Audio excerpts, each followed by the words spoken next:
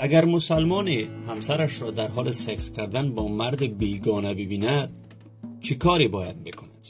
کتاب صحیح مسلم حدیث شماره 1498 از ابو هریره نقل قول است که سعد ابن عباده انصاری گفت یا رسول الله، آیا اگر مردی را با زن خویش یافتم به او فرصت دهم تا کارش را بکند تا 4 نفر را به عنوان شاهد حاضر کنم؟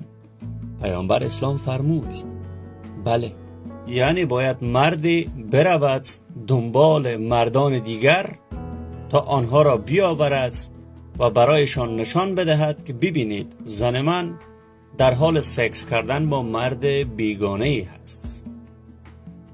اینم از کرامات پیامبر اسلام و از غیرت پیامبر اسلام.